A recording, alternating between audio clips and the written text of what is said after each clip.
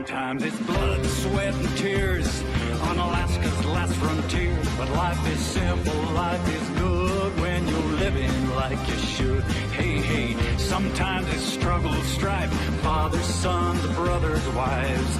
But we're making our way, and yes, we'll stay right here on Alaska's last frontier.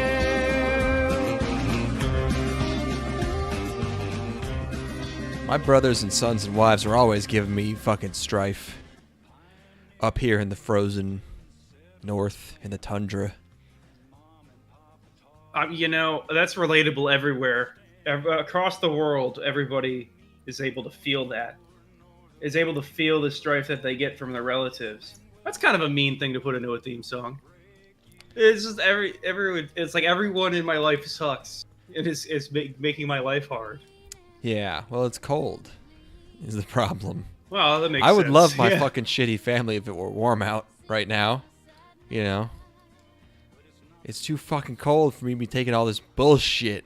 You know, grass is always greener, man, because down where it's warm, they're all like, man, I wish it was colder. They're just killing each other. Yeah. Yeah. Yeah, now that I think so about sick it, of wearing sandals. There's a band of about maybe 100 miles that wraps around the entire planet that is like an acceptable place to live, and in terms of temperature and everything. That's a pretty small. Do you not count like where I live as part of that?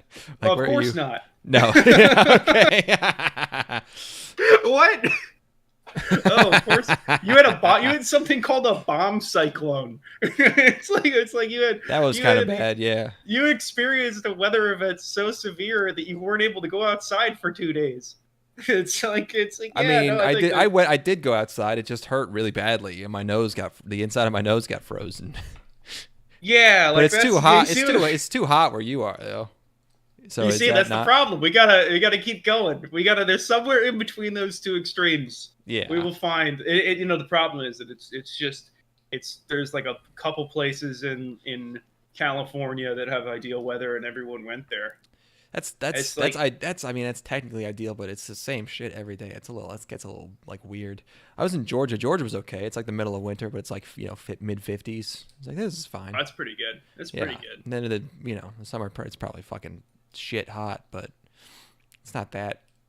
Shit hot is you really learn to adapt to shit hot. I don't know that I never was comfortable wearing enough layers to adapt to fucking freezing cold. Speaking of like equatorial climates, did you know that the country of Haiti is currently under control by a man named Barbecue? No, I knew that Haiti was in rough shape, but I didn't know that it was such a delightful sort of romp, like a sort of ridiculous. It's one of the warlord gang's leader who's currently on top. His name's Barbecue, and he denies rumors that he is called that because he burns his victims alive. It is in fact because his mom liked to make him barbecue when he was a kid. You see, that's fun, and I can like that in a warlord. Yeah, like if I'm gonna have a war, and it's good because it's plausible deniability. The ambiguity of the name is Yeah, General Butt Naked. That's that. That can only mean one thing. It's oh fuck! I lost it. I'm tired, man. I'm fucking tired, man. Mm-hmm. This is very, very low energy. Usually it's the third one where we're dragging. But it feels like a third episode to me as well. Holy shit! I mean, jeez.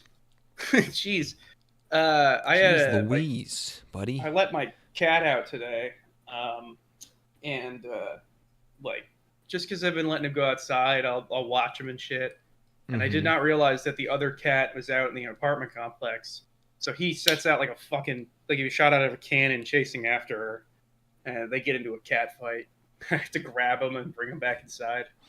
And that was a big pain in my ass. Yeah, I was over at my mom's place last night, and their neighborhood there's a ton of fucking cats walking around. But there's one new cat that's been given one of their cats. They have major beef. Like one of their cats doesn't give a shit, but one of their cats is like I think it's because like they let one of their cats out, and he's gotten his ass kicked a few times by this new cat. So no. now every time he sees it, he freaks out. And this cat showed up on their deck while I was there, and like their cat freaked out, like turned around, saw their other cat in the house, and just tackled it, body slammed it, just redirected his aggression instantly. And my mom flipped out, and it was fucking crazy. He straight up like tackled the other cat, just standing there not doing anything. Hurt people, man. That's the realest shit I've ever heard. It's like, damn, that's deep. That's deep. Mm-hmm. Yeah. What the fuck else is going on? Hurt people. That's so cheesy. That's so lame. Yeah. Well, you got. I gotta embrace the cheese, man. It's what I got. I will become platitude, man. Yeah. I really should become a yoga instructor. That's the easiest job in the world. That's the easiest job in the world if you want some fucking stanky married pussy. Ooh. As a matter of fact, now that you mention it, hey, you have come to the right man. And you know, think about the journey they brought you here. Think about the all of the things that happened in your life to lead you to the point where you're cheating on your husband with me, and then let's let it all go. let's release all of those struggles, all those strifes in your life. Bad chakras, and replace them with the good chakras. Here, Imagine how easy it would be to just start like a yoga studio and just seamlessly transition it into a sex cult. It'd be so fucking. Those broads are the dumbest bitches in the world, man. It's like I'm gonna so fucking easy. You should stay after for a personal one-on-one session. I see that you've got some issues in your life.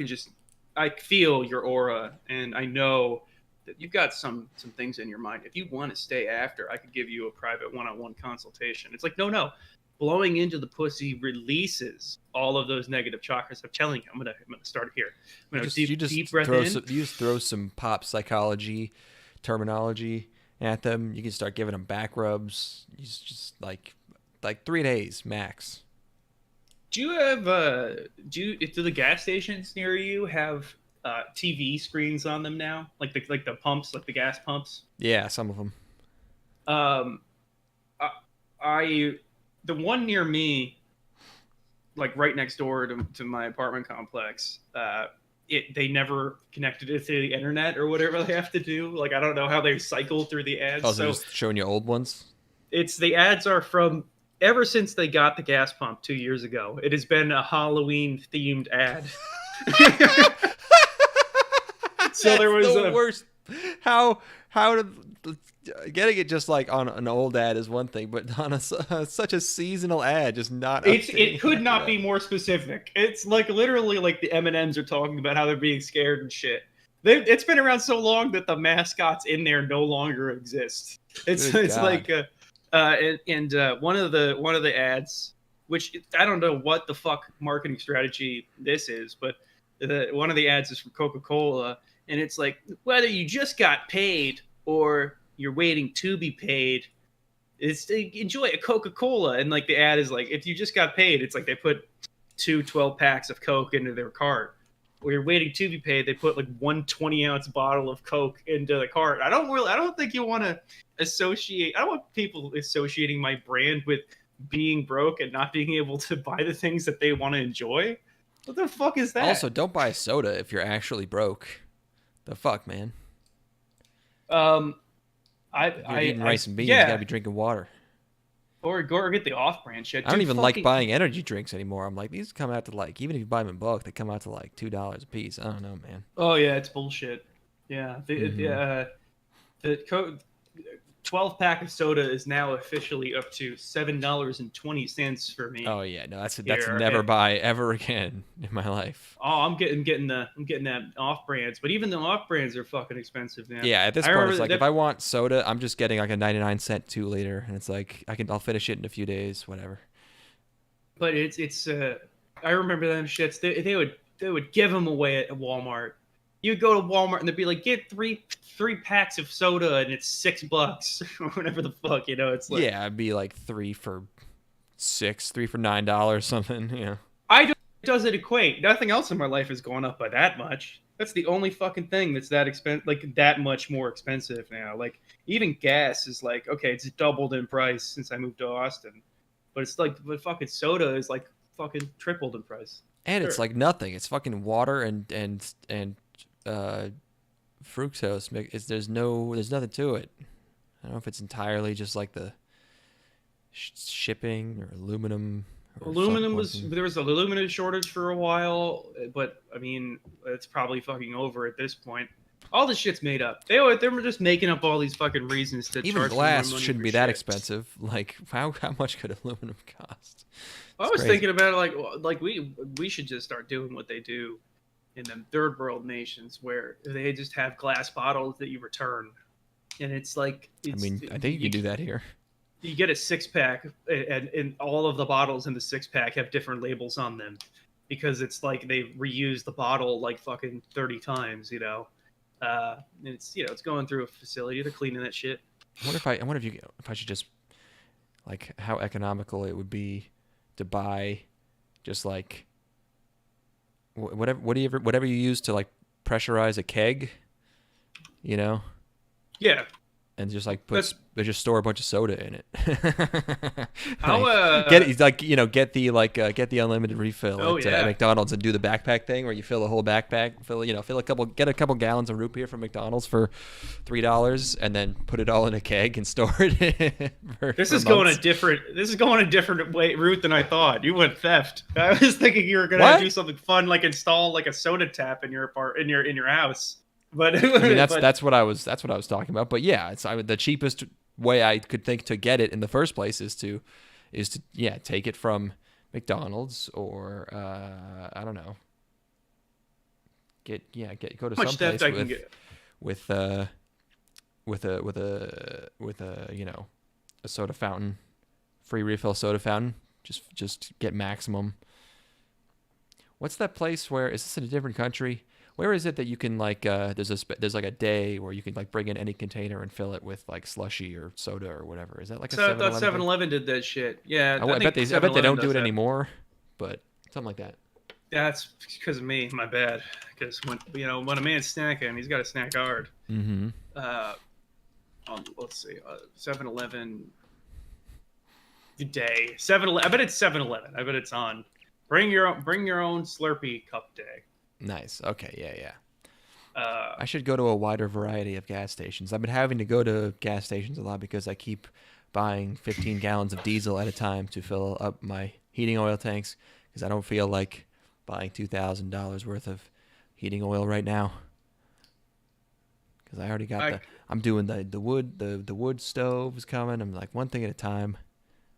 It's gonna be warm soon anyways. Why do I gotta buy all this? It's so much. Yeah, just bundle up and tell your cat to fucking stop being such a lame. It's like your cat's probably fine. She doesn't care if it's cold. And she'll be fine. It's all in the mind. I mean, shower once a week, and then always be bundled up. Always be absurdly bundled up with 18 layers of clothing. And I don't know what showering has to do with it. Well, you never take them off is the thing, and then you start to get like a natural sweat layer, a nice film. It's like an insulation material. Yeah. I mean, that is actually true. That has kind of happened. When when you go a few days, like you do kind of feel a little bit warmer. That's a real thing. There definitely is like an oil. There's definitely a protective oil layer that keeps you a little toastier. It's your for sure. the oil. Why would I want to? Yeah, that oil layer is looking out for you. How are you gonna go to the shower? Yeah, that's from your ancestors. They evolved to develop that sweat layer, and you can't just discard it by showering. Your ancestors worked very hard to evolve that sweat layer, young man. Don't you dare step in that shower.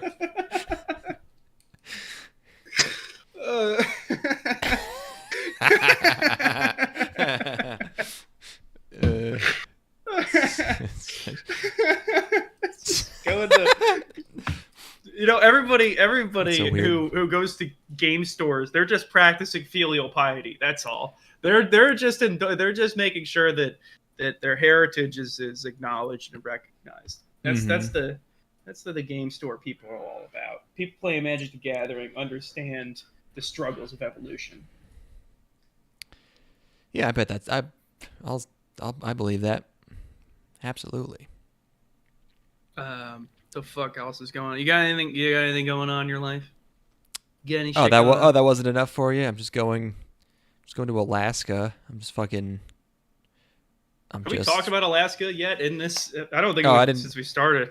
I didn't think it would be that interesting to bring up, but yeah, Alaska trip. That's pretty cool. Is happening to me, I guess.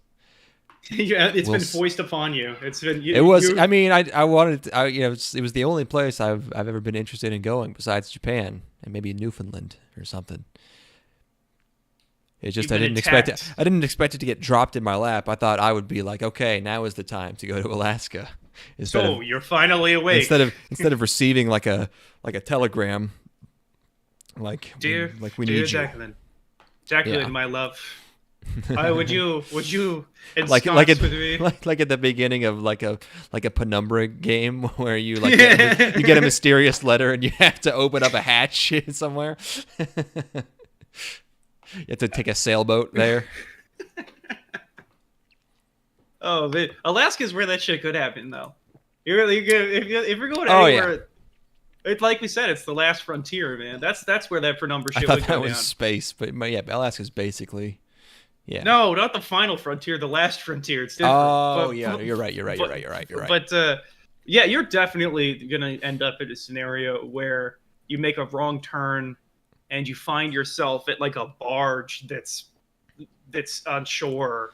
We're definitely going to like arrive at the Airbnb address, and instead, it's some kind of abandoned facility. Yeah. And it's like, well, we don't have enough. It's too dark to go back. We have to try to make it happen here tonight. We got to see what we can. Let's see if we can find the power. And then you have to go through the facility and find a big ass electrical switch to kick on. And little did you know that there's some sort of nefarious shit going on. And then we go to bring the sheriff back to it, but we get there and there's nothing there. And he's like, "You boys let us out on here on a wild goose chase." He's Southern, even though he's in Alaska. You know what it would have been is you would leave David behind. Be like, "I'll go get. Don't worry, I'll go get the officer. He'll know." And it's like, "But it was here. Where did David go?" And then you're compelled to try to find the mystery. Otherwise, if you guys, and then I start living up there, and I just I go insane trying to piece together all of the clues and hints, and I write thousands of journals and notebooks and fill my small apartment with them. Oh man, in the dark. Oh, this is great. This is great because it's actually it's setting up the scenarios if you're the protagonist, but I'm actually the protagonist. I come to find both of you, and you've sent me a cryptic message in the mail written in some sort of code, and then it's actually none of this ever happened, and you have this exists. There are 80 of this. Oh yeah, that's why we're finding it so easy to make up. All right, don't do that. That would suck. I don't want to have to go and find the fate that ultimately befell the both of you. That would not be chill at all. No, you need a good coming of age story. You need your own place farther than the universe. Oh man, but you need to find the laptop with all your emails to me, and it's all just you're gay, and you just start sobbing and breaking down. I would be way funnier if you send me a cryptic message, and I arrive, and the address that you send me a cryptic message for, which I assume is some sort of facility, is actually just it's a really nice Airbnb, and you guys are in the hot tub. Oh, dude, you gotta try this thing. Oh, we can't get out. Our legs are beyond. The bottom half of our bodies is beyond like raisin. They're just like completely whatever it's called, like unusable now. They're emaciated and you're fucking like, yeah. Oh man. We're just beat red. Like we're melded into the hot tub, but they can't leave. We're like, come in. That's why you sent me the message, and the reason it's so cryptic is because your brain is fried. I had to type it with my tongue because I can't use my arms anymore. It's too comfy. It's just too good. It's too cozy in here. We can't get out. So your bodies are completely sapped, and then you turn the mysterious map upside down, and you're like, oh, it's obviously a picture of a hot tub. It's a poor drawing of a hot tub.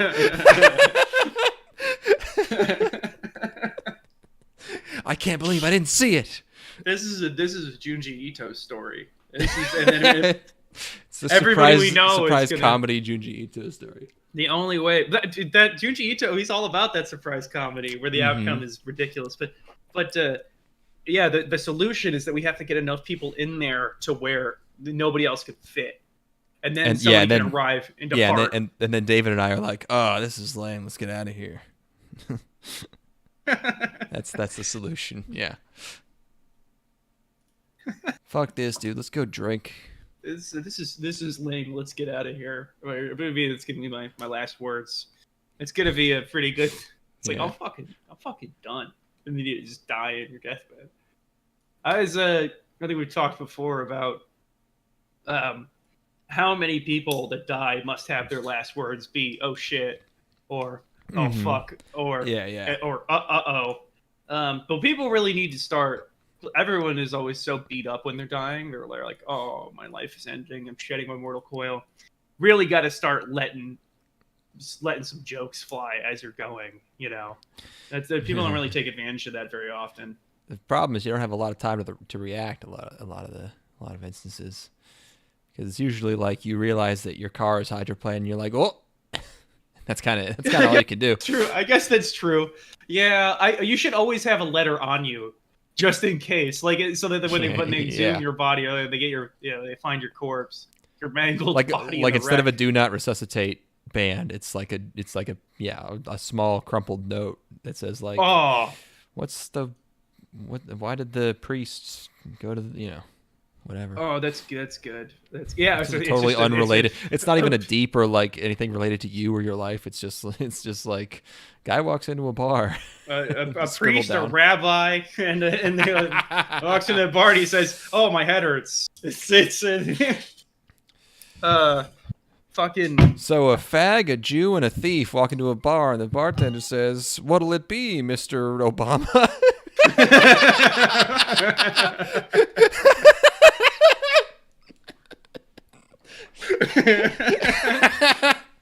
Got him. You're just like hell yeah, and you tuck that in your pocket for 20 years and then you die. Yeah.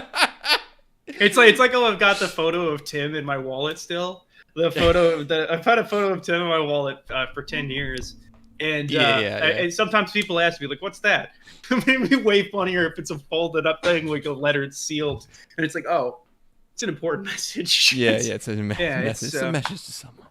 It's gonna make sense in a few years. You should whenever someone asks about that, you should just like act like Tim's dead, but you don't want to talk about it. Just like be really cryptic about it. It's a memory from a better He's your time. Dead gay lover. And then I close the wallet really hard. Where I find a way to clap a wallet shut. Yeah, just don't even say it. You just like shove it back in your pocket and change the subject. Don't ask questions you don't want the answer to, rookie. And I walk away, and it's like, we're at a gas station. See, I'm a gas station attendant. I'm carding you because you're buying a 40 ounce. What are you? God, I had another thing. I was people dying, people on their deathbeds, people setting up cryptic riddles. Mm-hmm. Yeah, that's all right. I don't get any more. Fun. I feel like I got enough out of that to start talking about anime. Yeah. I think it could have been a lot worse. Turning your death into a large piece of performance art is fun if you have enough time to plan it. Like I think basically Norm Macdonald did that. He turned the whole last 10 years of his life into like he just made everyone think he was a really weird guy. And he just had cancer. Like an even weirder guy. Norm. Missing you, Norm. We got more shows. In honor of Norm Macdonald, we have multiple anime, winter 2023 anime to discuss, to dissect. Yeah. if I turn review, to up rate. dead soon, it will be no fucking mystery what happened. I think I could pinpoint an exact series of anime episodes that they'll find the Excel spreadsheet and be like, oh, that's what did it. 4 isekais in a row. It's crazy that we in 1 week's time we went from I want to fuck her 1,000 times to I'm depressed to even talk about. And we really called it. We were like, this season was clearly heavily front loaded with a lot of likable ladies, and we were like, this next chunk is gonna be very good. And this batch really truly made me want to kill myself. That was what we were gonna do an episode. When was it? Friday? I think we were doing Wednesday. Well, I mean, but after that, we were really planning on Friday, and like there were like 2 or 3 of these that I straight up could not get through, and I was like, I can't even will myself to even be remotely funny tonight, even if we did do an episode and talk about like the 4 shows I was able to watch. I was like, just fuck it, forget it, try another day. That was straight up due to the quality of the shows. That doesn't happen that often. I was like, I can't watch these. This is just I completely understand. I wanted to take my mind off of other things, so I was watching these shows over the period of the past week, and it only made things worse. it only added to how shitty everything else was. Because I mean, this is about as rotten a crop as I can think in our time doing this. Yeah, like this is there's one show in here is we're probably exaggerating. I bet there's been worse, but yeah, I mean, this is as bad as it normally gets. Really, this is this is what you hope to not happen. I forgot to say I completed that, but I mean. We're only like halfway through what is supposed to be the shows for this episode, and it's a long season, like we mentioned. For some reason, winter normally not so loaded, but so many fucking shows. Well, let's that I'm making us watch get into it, for no reason. Let's just get into it before we get too dark. Just reconsider all of this. Let's talk about. What's the first one again? This one. Right. Hyouken no Majutsushi ga Sekai wo Suberu. Oh yeah, this is the mood. This is about what we're going for, right here. This screenshot. Okay. Hyouken no Majutsushi ga Sekai wo Suberu. Not Subaru. Suberu. Yeah. The Ice Blade Sorcerer shall rule the world. I feel like that's kind of a spoiler. That girl's in my imagination behind me, like, I'm sorry you had to watch all this fucking crap. I'm like, oh. Yeah, thank you for comforting me, pink-haired girl. She couldn't even bring me comfort right now. This is good. You believe this is where we started? Like, this is the first thing in this batch. Thank you, Tulpa of a VTuber I've fallen in love with, that I pretend I live with all the time, that I say things to when I'm walking around. It's whatever it takes to get through it. I drank more in the span of 48 hours. I mean, the numbers that I did while I was in Central America were crazy. This was like ridiculous, the amount of drinking I did. Yeah. Like watching this shit. It is like I was in the fucking tank. It was pretty dire. So Hyouken, this is it's a magical school. Cloud Hearts is the studio. I think they're new. This is a great one to start out on, guys. It starts on a funeral. Great. I forget what. I don't even remember. My first note is that his voice? Lol. Someone's voice is weird. I don't remember what was going on there. Yeah, I mean, I didn't even bother trying to write down the plot. I thought it was funny that someone said, "Oh, bajito." and then he goes to magic school. But he's a filthy, they have muggles, so he's a filthy not magic. Even though he ends up being better at magic, but he's a non-magic guy. He's a normie. Everyone hates him. Oh yeah, the voice acting is noticeably bad. That's something you don't see that often. Everything else is pretty typically bad. It's all the voice acting is noticeably not good. And everyone has Western names, which is very funny. I don't know why. We love it. Yeah, like I get that it's Harry Potter, but why'd you have to also give them Western names? Maybe did they feel like they had to copy Little Witch Academia? I think they had Western names, but they were less silly sounding. His name is Ray White. Like they don't have a good sense of like what Western names sound cool. Like it's all the same to them, so they just have whatever. He's Dave Morgan. Yeah. My favorite is Clarice Cleveland, which is Cleveland. That one is I do like that one. It's fun and alliterative. However, Cleveland is the least magical thing I could possibly think to name somebody. No one who has ever even thought about magic has the last name Cleveland. It's that's where magic goes to die, man. I'm going to cast a spell on you. Oh. Rebecca Bradley. Ray White sounds like a jazz musician. Sounds like a studio musician. Yeah, it sounds like some kind of musician, some kind of artist guy. I think you saw this. I talked about this. I found like all those TikToks where all these college aged people who do this thing that they call reality shifting. You see that? Oh, of course, yeah. And it's like this thing they do where they like it's basically lucid dreaming, but they swear it's not like lucid dreaming. And it might be some kind of like weird role play thing. I don't really get it. But they do. It's like performance art. They reality shift, which is where they literally go into a different reality, I guess, by like willing themselves to do it. But all they do is just go to Harry Potter world, or at least all the ones in this section of TikTok do. So they just go into Harry Potter. And they make videos about how they did it and what happened when they went there. Hey, wait a minute. What if you got multiple people who are going to Harry Potter World to fuck Ron?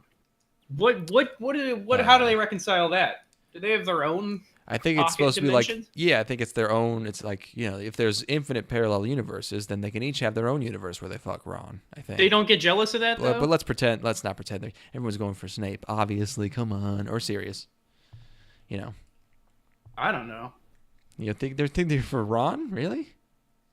I think there's a subsection that's looking for Ron. But no, come on. You know who the number one is. It's Draco. Draco is by far the number one. Oh, I forgot. Are they all talking about come Draco? On. Yeah, Let's be real. I forgot about that. Yeah. Yeah. But I think they think it's not lucid dreaming because they like they have all this. They have their own vocabulary. They call it shifting. Yeah. Where they can play, or not shifting, scripting, where they write, they plan out what's going to happen, and then it ends up happening. But that's the thing about lucid dreaming is that if you think something's going to happen, whether it's because you scripted it or not, then it happens. That's still a dream, but I guess whatever. Crazy that these people are so good at lucid dreaming. It's so like if these people are actually like willing themselves to lucid dream, that's amazing that they're that good at it. But I think that personally they're all doing it performatively.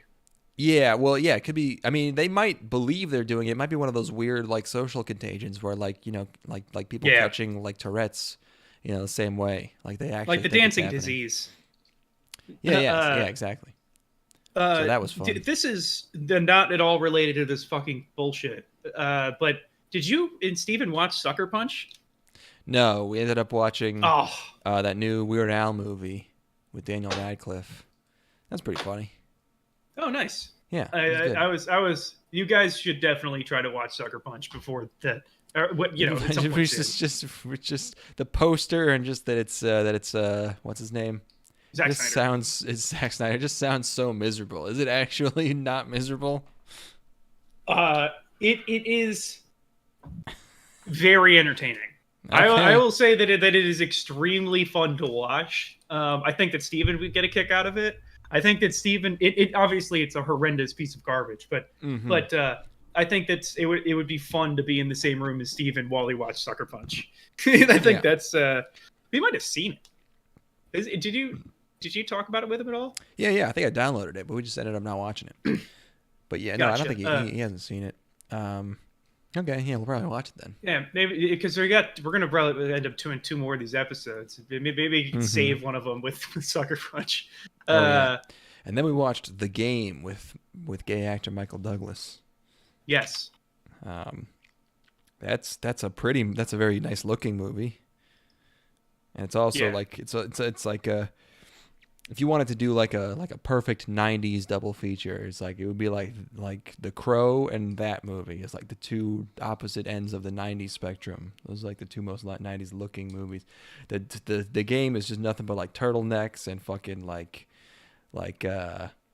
drives like some kind of like Volvo or Lexus or something. It just the whole thing looks like a luxury 90s car commercial. You are selling me. Nice. You are selling me, man. Because he's so rich. He's supposed to be like a fucking billionaire, and like, but he's like rich in like an actually classy way where it's not like fake like rich stuff like fucking like, you know, like the Nolan Batmans or whatever. It's like he's like every room he's in is always just like straight oak everywhere, and he's going to these bars there where it's all like these big fucking chairs and it's like that's good, something great in stuff. That's something great in Eyes Wide Shut is that like the level of wealth is displayed like through production design and like this the Tom Cruise character whose house we see first is like, it's like, oh, this is a really nice New York City house, you know, apartment, you know, or like whatever, like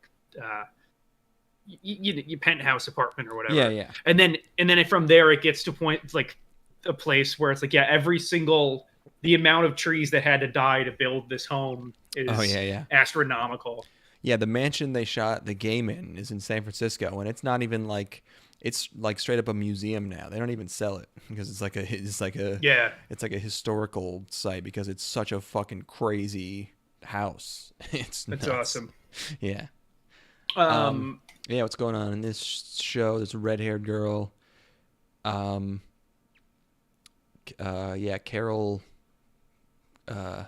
whatever her name is. Clarice Cleveland, please. Clarice Cleveland. Is there a Caroline too, or why did I write that? I don't know. I don't see a Carol, but maybe there is one. I don't know.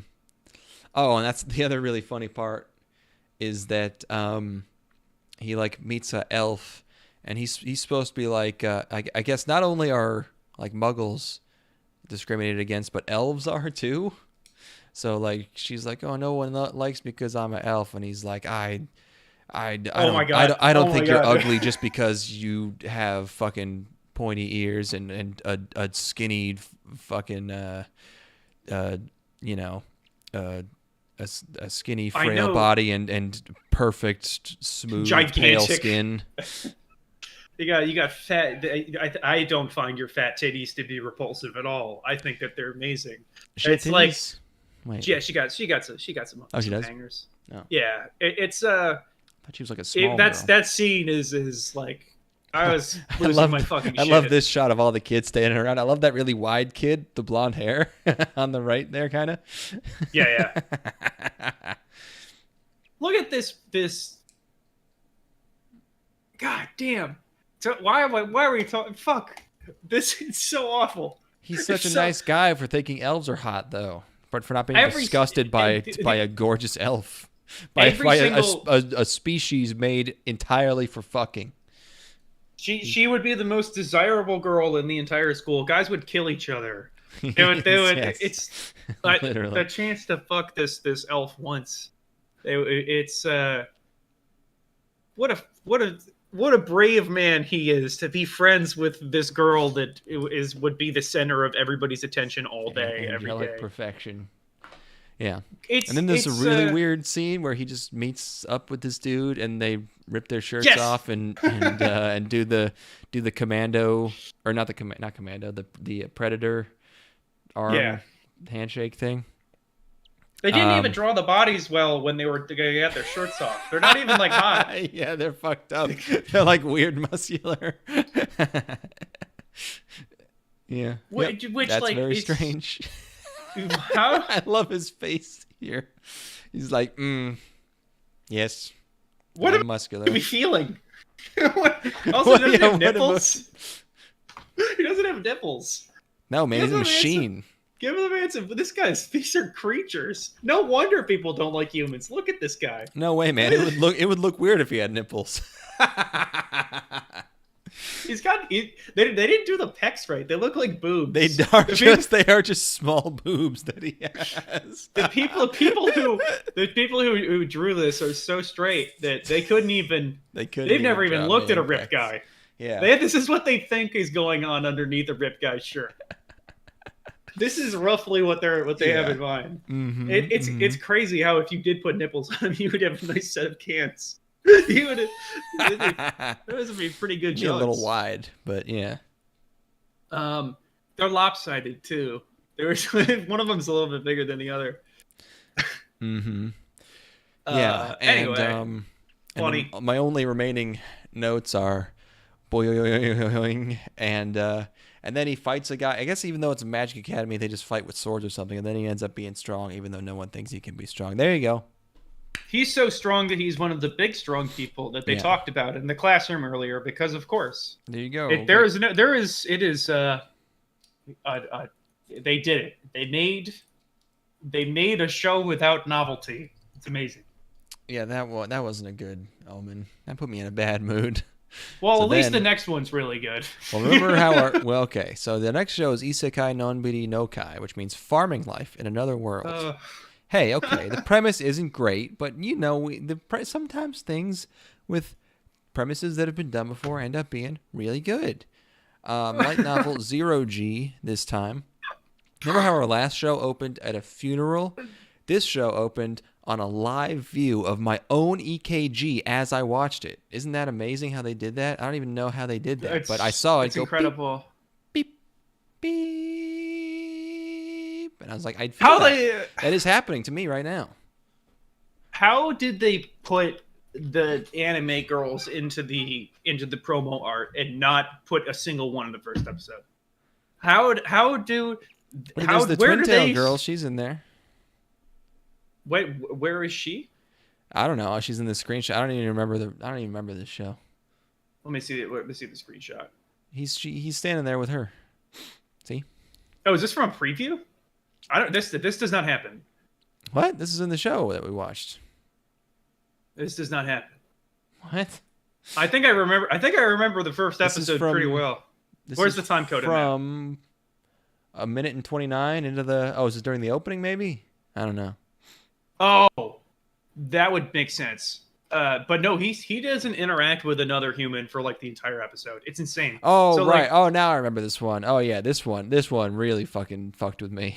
It took me like 3 hours to watch this one episode. This was why we couldn't really do a show on Fridays, because absolutely. I was trying to watch this in the background and I couldn't even do that. I just kept pausing and being like, Nope. Exact same boat, dude. I would pause it every fucking minute. I'd be like, anything else other than I would, rather stare at a wall than watch this one. It was like a baby that didn't want to be fed. It was like, yeah, or with jingle keys, just being like, no, not the jingle, no.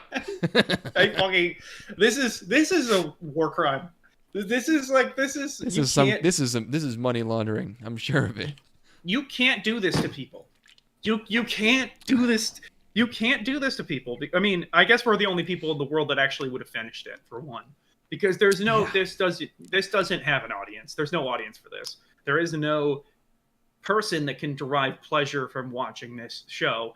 And this first episode, at least, because like I said, he doesn't interact. So the premise is this guy dies. He wakes up in another world. God has asked him what he wants to do.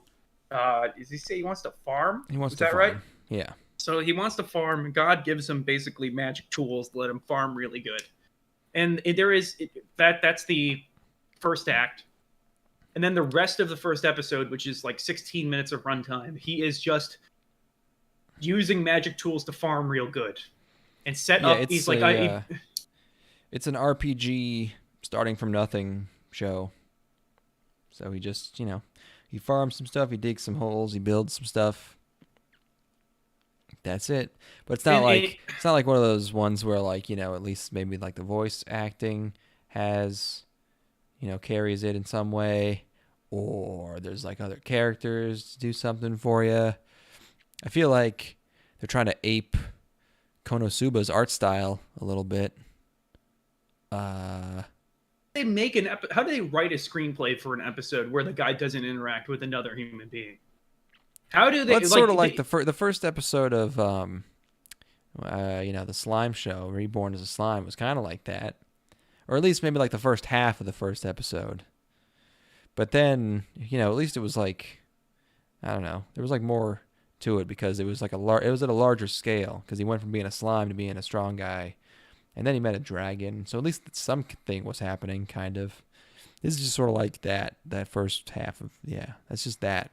Wheel spinning. It is just like it's like the only thing that I could point to in this episode that would be drama would be there is a wolf. There are two wolves. They're like fantasy wolves that have a litter of puppies, and he lets them have his house. Oh yeah. So that I vaguely remember this. That is the entire, or the other drama is that he wants to shit. But he can't shit without an enclosed space. I'm like, it was driving me mad. I like suppressed a lot of this. Yeah, it's like you need to the lesson from tonight's show is going to be you have to do something in your first episode. You can't just you can't like just present us with a situation. And then you're like, hey, look at this world, look at this situation, look at these people's lives as they are. You need to show that someone's life is one way, and then have something happen to them, so that it's interesting, so that there's like a show and like a plot. If you started out Gurren Lagann and the whole first episode was him mining in a hole, and there was no robot and there was no monsters coming from the surface or anything. It was just like, this guy's in a hole. That wouldn't be a very good first episode, even if the rest of the show was great. You're not getting me for the second one. You're not getting me for a second episode. Not gonna when happen. All that happens is there's like this guy is, it's like, what? So the guy's in a hole and he doesn't. I like the girl with the titties, but there's, actually no, she doesn't even show up. No, it's like there's no hook. Yeah. It's like if you had Gurren Lagann with no hook. It's like this Kamina guy is a fun character, but there's no intrigue. There's no. I don't want to watch these guys mine for 27 episodes. I'm receiving zero mental stimulation. Yeah. Don't do that. Please don't do that. Holy shit! Can you imagine pitching this? It's like I mean, you would point to the Slime Show and the Spider Show and be like, yeah, it'll be like that, except we don't have Aoyuki, and he doesn't go anywhere. Probably. So what happens in like the first episode? Can you describe what the first episode would be? So he was like he's in the woods. Well, it's like a field, more like, kind of. Yeah. He actually has to. It's clearing inside. Right. The woods. At first, he's in the woods. Yeah. I'm starting to think that maybe you weren't paying the most attention when you watched. I told you I was trying to watch it in the background. It sounds like I wouldn't have gotten much out of it if I had watched it very intently. I don't think that you gave this a fair shot. This is not a very intellectually honest of you as a critic. To. All right, I guess I'll go back and try it again. Hey, Mage, Angry Mage. I'll wait while you go back and watch the entire episode. I can't tell if he's joking. Have you actually been reading it for 200 chapters? The Farming Show? He has to be fucking with us. He's fucking with us. Or no, it's a light novel. He can't even have. Those don't have chapters. A pretty. See, could you come on and make another joke? We're tapped. I believed you for a second. I'm in a very vulnerable spot. We're both raw. You can push us around. You can play tricks on us.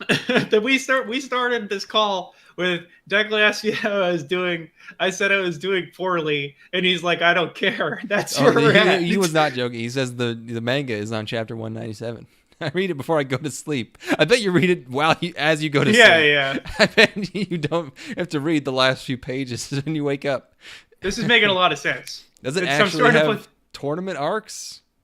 That's pretty funny. This is starting to make a lot of sense. Are they like farming tournaments? Oh gosh. I hope so. Maybe he becomes like maybe he becomes a farming themed martial artist. Dude, I was so fucking burned out while watching this shit that I didn't even look up all of that stuff about the Great Lakes I wanted to look up. I was gonna come with notes. Oh, you're gonna actually do that bit? I was gonna come on and just incessantly rattle off bits of trivia about the Great Lakes, and instead I was just fucking extremely miserable. Mage says he gets a ton more races, and they have a yearly tournament. Cool. Oh, like if I had known this had turned into Race Wars, I would have watched. I would have given it more. Would have been more watching it more intently. And that's why you got to put it in the first episode. Yeah, you got to hint at that at least. You have some flash forwards where you show him fucking beating up a bunch of fantasy races instead of just building a shitter. How many races do you think you could take at once? If you were to go 1-on-1 against a male of the fantasy race of the same age as you, which ones do you think you could take? Are dwarves supposed to be really strong?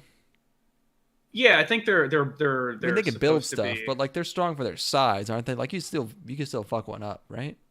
I was the first one. I thought it was dwarves, and I think I got them chunks. Elves, Hobbit, I fuck up a hobbit. Elves can use magic, right? Depends on what. Is this just fisticuffs? Is this just bare knuckle? Is this just BJJ? It would be more sporting of them to just use their fists. Yeah. Elves got slender. Yeah, I mean, elves are just tall and arms. skinny. Like, yeah, you could if it's just physical, no magical stuff. Then yeah, I could fuck up an elf, and a dwarf probably. Orcs have got like sharp teeth and shit. Well, they're also huge. No way, an orc. Yeah, maybe like a. Actually, no, like a fox lady, some kind of like. Kitsune would probably scratch me up pretty good. I'd probably lose in that one. You got to find some sort of like some sort of scenario that lets you win, and then because you've won, she's really shy about it and like blushes, and she's like, he wasn't at my maximum strength. He took advantage of me, and then she wants you. I think I can fuck up all of them. I think I can fuck up an orc. An orc, they're like 8 feet tall and 400 pounds. Yeah. That's okay. All right. Fair enough. Yeah. I go. Yeah. Yeah. I mean, what about it? What? You know, they gonna do something about it? Yeah. They're not around to challenge you. I've heard a lot of talking, and then not a lot of fighting. You know, it's like, oh, everyone's always talking up how good these orcs are. Meanwhile, I've never had. Yeah. Meanwhile, where are they? I've never seen one. I've never. None have ever beaten me. I'm undefeated by orcs. Yeah, I think that's a sort of that's the mentality I'm gonna take. What is that? What are there? Okay, elves, dwarves, orcs, goblins, probably pretty easy. Beastmen, no. Centaurs, no. Fairies, nymphs, yes, easy. Gnomes, all the small ones, pretty much. Yeah. Beastmen depends on what kind of beast they are. It depends on what kind of beast. Lizard folk apparently is one. Yes, I could fuck up Nancy Pelosi. Merfolk, I can't swim that well. Might be tough. It depends on if it's on land. That's a wash. On land, I would kill. Nice, good one. On land, I would fucking destroy a mermaid. Imagine. Yeah. That's what I was thinking about this the other day. Imagine how fun it would be to fuck up a great white shark if it's on land. You think you're gonna eat me, huh? Yeah. Oh, look at you, big old great white shark, fucking murderer of the deep. Big tough guy. Yeah. Oh well, yeah. You take one fucking step in my neighborhood. Yeah. That's my mentality with sharks now too. Is like I've never beaten up by a shark. Try it, motherfucker. Come out here. Come out here to where I live. We'll see how you do. It's my turf. Okay, next show. Yeah, let's move on from the next show is Sugar Appy. I didn't think this would be a tough title to say. Sugar Apple Fairy Tale.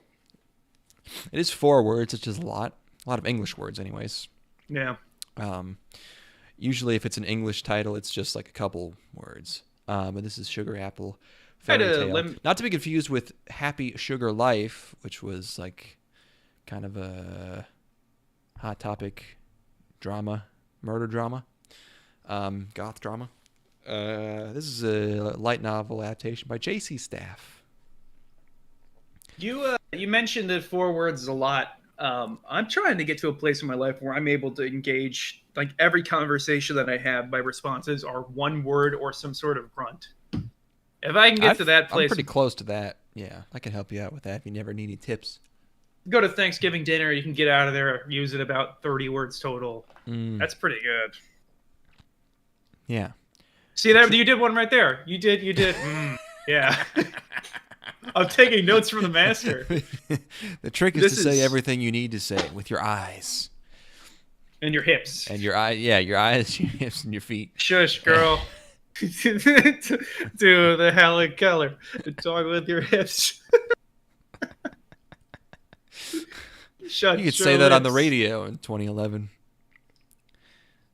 Don't. You'd be like, "Yo, Helen Keller was a fucking slut." She might have been. Hey, do that. Do the only thing your mouth is good for, girl. Yeah. Shush, girl. Open your mouth. I'm gonna. It's like what? I'm gonna bust inside like you're Helen Keller. Dude, that doesn't rhyme. I don't care. No, it's about the feeling. Yeah, it's about the feeling. Listen, look at the lyrics, man. You're not listening. Yeah. Shut your lips. Yeah. I people talk about this is something I haven't looked into at all. But you know, you'll have topics that people will like reference, and you'll just or at least I personally will just not engage with them at all because I don't care. Yeah. Like I'll just be like, it's like that's an entire. There are people that have had, multi-day long arguments on the internet about like whether or not Helen Keller was real, like whether or not she was deaf, dumb, and blind or whatever, and I don't. It's impossible for me to get up the mental energy to care about that particular subject. But there are people they'll go back and forth for fucking ever. That's some passion. I'm gonna say that she was real, and she was also a slut. She couldn't found the middle ground. That's what's important. Well, real in the sense that you think she was deaf and blind. Oh, right? That's what the argument's about? No, I thought that's what you were saying. Oh, you think real, like you thought she actually wrote all that shit? Oh, no, I thought we were talking about whether or not she was a fantasy person. Or if she completely made... I thought she was like a... No, there's like video of her. Everyone knows she's real. But her handler like wrote all the shit that she supposedly wrote, and she couldn't actually like talk or understand anything. Because she couldn't hear or now I got to do some research. So, because I thought this was a situation where like, who's that motherfucker that had? No, it's not like a King Arthur. It's not like she was a real person. What do you mean? Wait, what do you mean? What do you mean? What do I mean? King Arthur. People are not sure if King Arthur was a real guy. That's what I'm saying. The flower? What? King Arthur flower? You get it at the grocery store? What the fuck are you? No, I'm aware of what the actual. I'm aware of what the actual argument is regarding Helen Keller. Yes, I'm aware that people are talking. I was confused. I was just gonna see what it'd be like to be really confused for a bit. So you confused me? Yeah, I was trying on what it would be like to not understand anything. I was giving it a whirl. Sometimes you get. You're getting it through me. You're an empath. I was trying new stuff. I was like seeing like, how would I respond if I was incapable of understanding any subjects at all? And it turns out everyone. I humored you for a pretty long time. You gotta admit, I was pretty nice there. That was, yeah, no, that was. You were using a lot of empathy for sure. It was. That was. It turns out everyone else just gets confused too. Yeah. that really muddles everything up. I think that's not even worth going into. It just makes me think about the Merkport guy. It just makes me think about this guy who like we could not identify for the longest time that he was like extremely incompetent. Mm-hmm. Like we just didn't know that he was really dumb because all of our interactions with him were like very pleasant and like, you know, just an agreeable guy who you know we went to class with and shit. And then it turns out the guy can like is borderline illiterate, can barely spell, and is incapable of forming like any sort of original thought. And it's like it was bizarre, like to have the layers pulled back on somebody that you just interacted with normally for so long, and you get to their core, and it's like this is just as stupid as a person can really get. So that's probably what life is like for him a lot too. He's probably surrounded by very confused people. We hereby interrupted this scumbag Steve's car of the day is the 1954 Kaiser Darren. Instead of the That's a nice 1991 one. Nissan Figaro, which only had 75 horsepower, was usually painted pink. I'm liking this one. There you go. I'm not a huge fan of the yellow interior though. I don't think. Yeah, I bet they didn't all have that. Tiny little fucking headlights on this bitch. You're not seeing shit with that.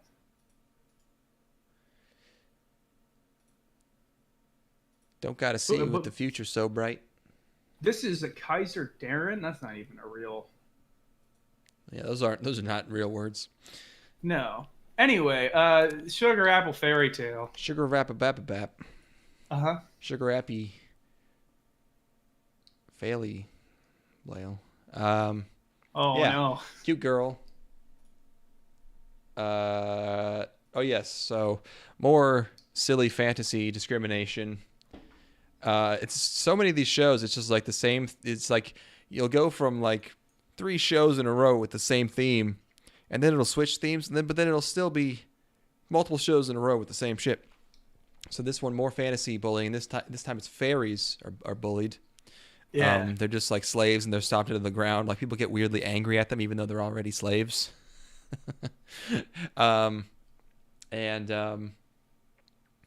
She's it starts off with her as a really little girl and then there's a little time skip.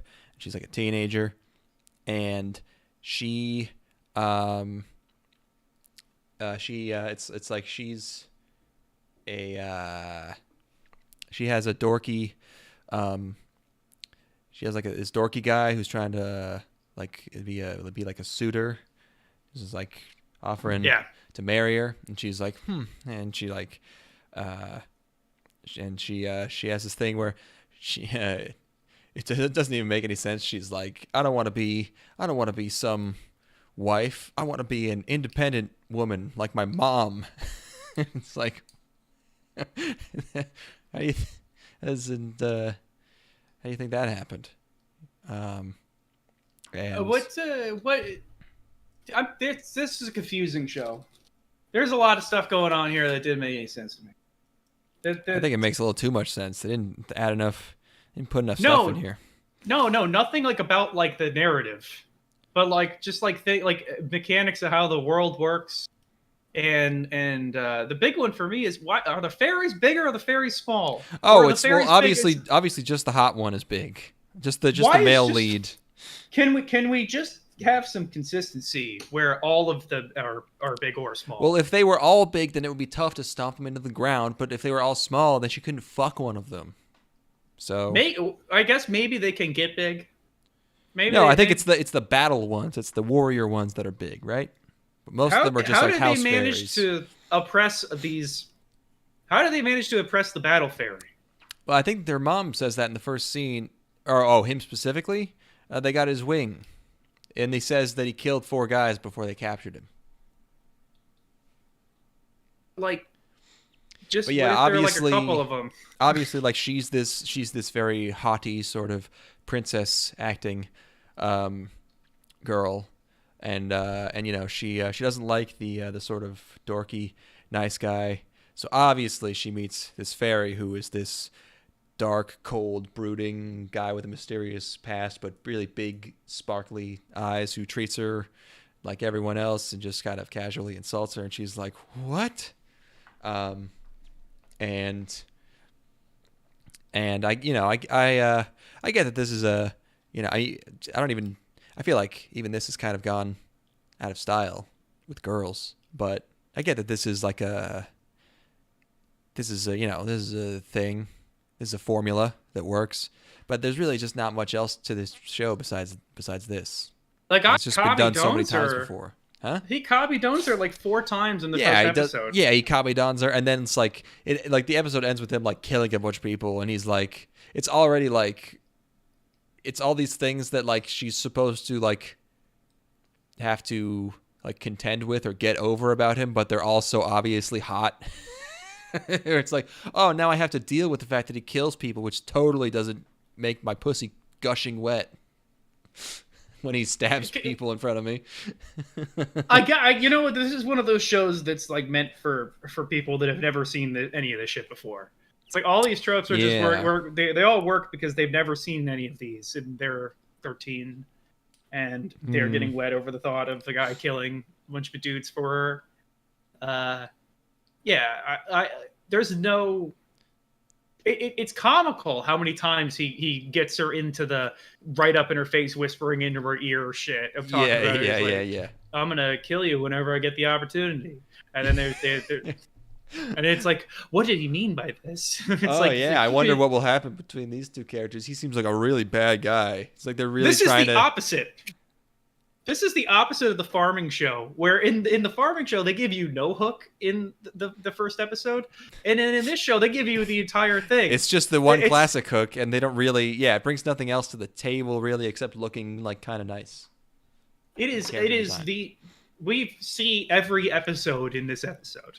It's like I know exactly where all of this is going, and I gotta be honest, I gotta imagine somebody who's never seen anything else like this before could see where all this shit's going, where it's like they're gonna fuck, right? Like, can you take anything else away from this? Is there anything else to get? Yeah, I don't know. Maybe it'll be good, because like I don't want to say it's not good just because you can see everything coming, because I would say that about like the first episode of like Toradora, that's what I always think about when I don't want to write something off just because you see everything that's going to happen. Sometimes it's about the journey. But yeah, I don't know. Just based on the first episode, I was like, hey, I get it. Thanks. No thanks. Pass on that one. All of the like lifting her chin up, putting the index finger on the bottom of her chin, lifting her head up. I feel like he does that more than once. It's they do the same scene like 4 times. Yeah, it's just that. It's crazy. It's crazy. I don't even know. I'm gonna go pee. I'll be right back, and then we can get on to this next show that is entirely original. Yeah. Its concept. It's so original. It's based on a video game. I get that it's a fairy tale. There is. Oh yeah. There's apples, and they make. What do they say something about? They make sugar out of the apples. That doesn't sound very efficient. But maybe they don't have beets over there. They don't have sugar cane.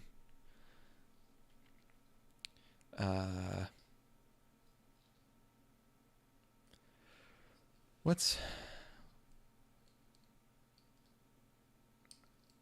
going on? I made a whole lot of beef goulash. It's been a while. It came out real fucking good. I've been eating it all week. I like it when it's very tomato-y. A lot of tomato in there.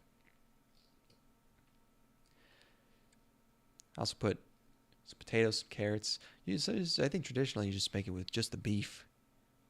But I had some vegetables. Well, kind of the one vegetable and some potatoes in there. Keep it from getting too boring. Still pretty good. Come on, nice. I should have kept the kayfabe up with the confusion thing a little bit longer. Just try. You could just gaslight me until I went insane. You could do that. You have to prove that you can do that. It's a friendly gaslighting between friends. Well, yeah. It's just what's a little bit of manipulation between homies, Very true. This show is The Legend of Heroes, Sen no Kiseki, Northern War.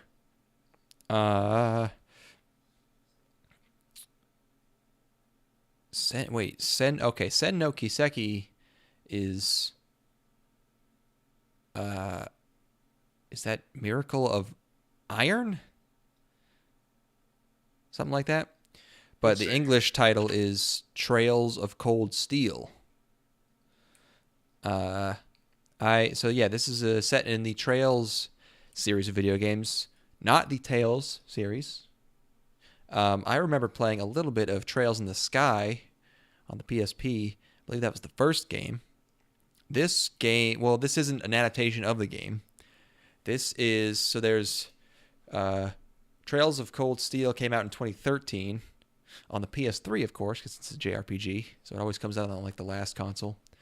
And then I think that game has a long time skip, and this anime is set in that time skip for some reason. Okay, hold on. Mm-hmm. You're telling me that this video game adaptation has absolutely horrid creature designs? Are you telling me that the mobs... I am telling you that. You're telling me that video games don't have the most original and interesting mob designs all the time? I am telling you that this JRPG is doing the Final Fantasy VI, or just Final Fantasy in general thing, where it combines like sci-fi and fantasy, and it is not as good, at least in this show. It gives off a very kind of awkward Muv-Love vibe, but without any of the emotional trauma impact. Yeah. It goes for more of a comedic thing, I guess. This is another one of those things. You have to have something happen in your first episode. In this episode, it's like, hey, here's a world where there's soldiers walking around and they beat monsters, and then they go back to town and they eat soup. And that's all that happens in the episode. Then there's like, at the end, there's a bold declaration from somebody that has some sort of greater political implications that I can't even possibly understand or care about. Yeah, he's probably a bad guy. You know, he's a bad guy because like he says something sort of sternly to the protagonist, I guess, and also people shout his name, which is implied to be, a bad thing in most fiction. I like that his name could be either Logan or Rogan, but the subs made it Rogan. So everyone's shouting, Rogan, Rogan, Rogan. I could go ahead. There are jokes. I'm just gonna. Look at these horrible creature designs. Jesus Christ, man. Yeah, normally, in something like Muv-Love, you make the creatures look stupid because it's kind of humiliating when people get fucking destroyed by them and just jibbed like fucking Quake from them.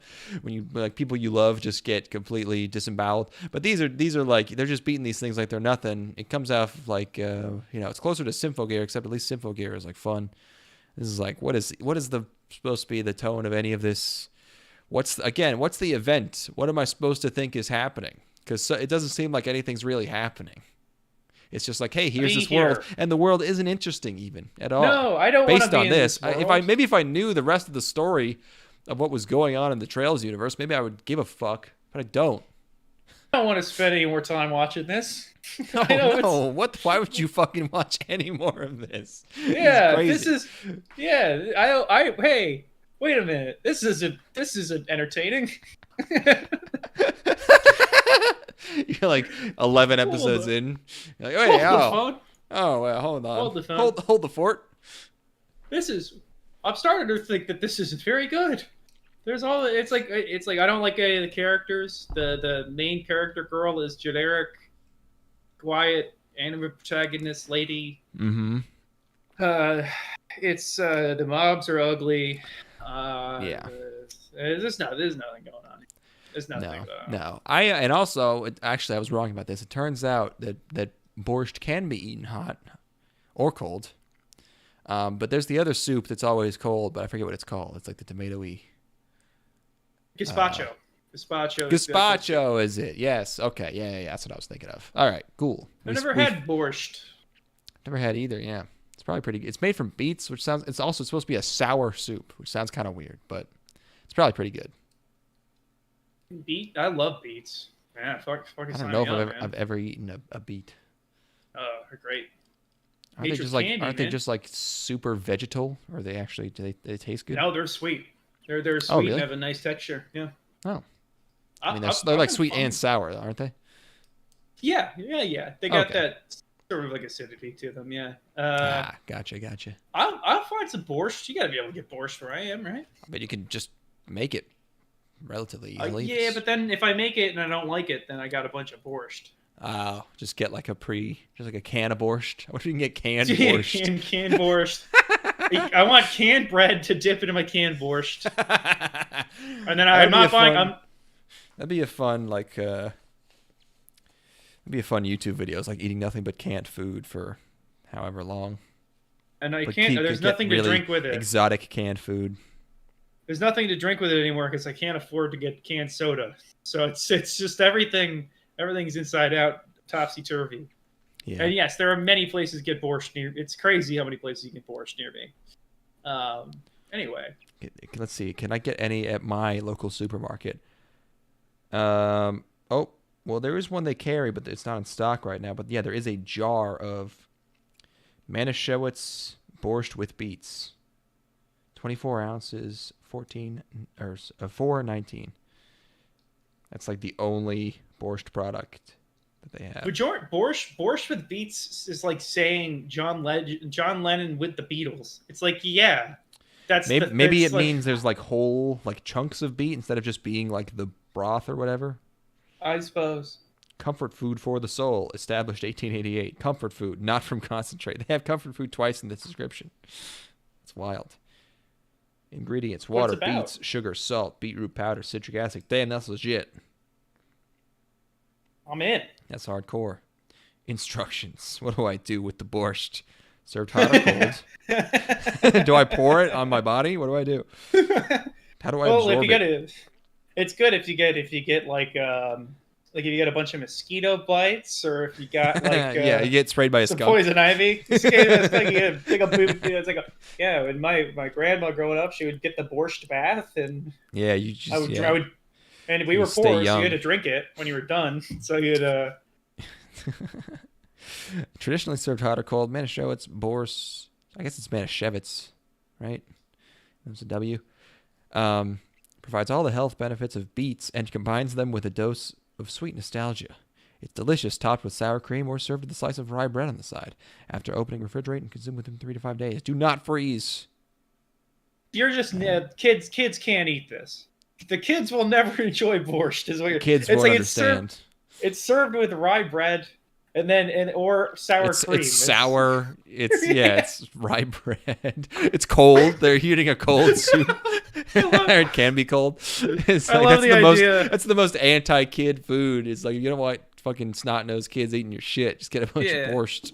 You ever go as a kid, you go over to your friend's place to hang out and play PlayStation or whatever. Mom's like, your dinner's on. And you go upstairs and it looks... this is the nightmare of food that your friend's mom would serve. Yeah. It's broccoli. It's broccoli, borscht, rye bread, sour cream, and it's a miserable experience. And you don't get to leave the table until you finished it. That's because they worked hard to get that borscht on the table. It's like evil tomato soup with grilled cheese. Yeah, you fucking stay over at your friend's house, and his mom's like, we're having dark beer and Brussels sprouts with anchovies tonight. Would you like a cigarette to go with that? You're like, we're having fish eyes and Dijon mustard. Fish eyes with black coffee. Malort. And fermented shark. And that's what we got going on. This is we pulled out all the stops because we have a guest. Mm-hmm. You can't just put the borscht on the table without the fish eyes. Oh God. Oh, you haven't finished your cigarette. I'm sorry. Do you like camels? More of a camels guy, I see. And it's like, when we know you're a huge animal lover, so we got cooked rabbit. It's just it's a cute bunny. It's been fresh mutilated. from the backyard. Yep. It's like, here, watch. You want? We're gonna go. I'm gonna go get the main course. You want to come with me? And they take you outside to kill a rabbit. Yeah. Oh God. Here's a quail we got in our own backyard. We'll even let you pluck it yourself. Yeah, they go. We get chicken feet soup. Oh, delicious. Yeah. I liked this frame of the show where it's some kind of flashback, and it's for some reason the things they showed getting destroyed by this this sort of mysterious magical event that changed the world is a dog and a bicycle. Is that like a Wizard of Oz thing? It's not even the right kind of dog though. I don't know. Those are the staples of a burgeoning and safe human populations. You got dogs, and you got bikes, and true. Very true. There's a great in the Terminator, which is a film you might have heard of. There's in one of the future war flashback scenes, these kids are they have a fire going inside of a TV set because they're warming themselves in the tunnels underneath the ruined city or whatever. And it cracks me up every single time I see it. These kids looking at this TV set with fire in it. It's just, that is a funny visual. Yeah. Anyway, fuck Okay. This sucks. Yeah, no, this wasn't good. This show has a colon and a hyphen in it. You get one or the other. You don't get both. Sorry, I don't make the rules. Well, I mean, the video game had the colon, and then they had to give it a subtitle, Anyways, next up. Maybe they did. Maybe they have other words that can do that besides no. Maybe instead of a hyphen, you just put a word in there that indicates that it is a different story. I don't know. You gotta let people know it's from the video game they played. I watched Ours no Kyojuu. I should have had you watch this one because this one actually decent.